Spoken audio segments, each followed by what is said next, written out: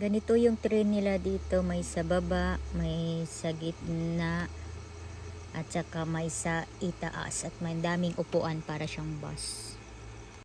Para sa mga galing sa malayo na may car na dala, may free parking or free car parking dyan sa train station na yan. Ayan o, building na yan, para yan sa mga car parking na umaalis pag umaga, pupunta sa work, sasakay ng train, iwan nila yung kanilang car diyan at babalik sila ng hapon for free parking.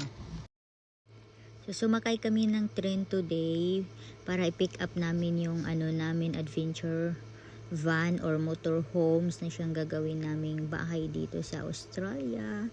So kaya lang kami train. So convenient naman, mabilis din yung biyahe. And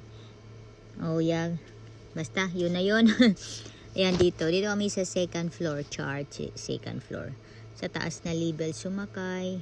So ang ganda naman, basta maganda yung nila, yung train. So gusto ko yung train nila dahil para siyang bus. Lahat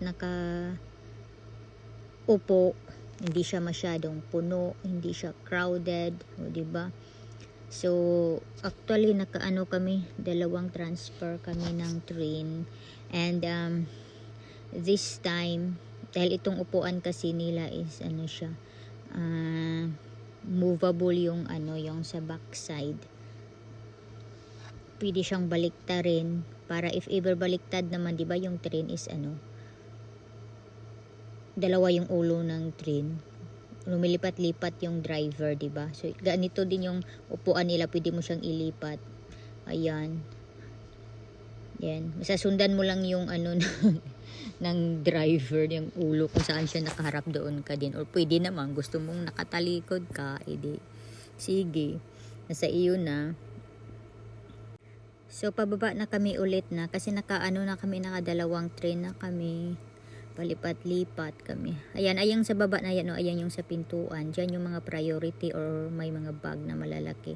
Ayan yung sa down level niya, doon ka pag gusto mo doon sa down level. Pag gusto mo sa taas, akyat ka lang sa taas. Basta itong level na to, kung saan ako nakatayo na may pintuan for priority, yan may naka wheelchair or may bag na malaki.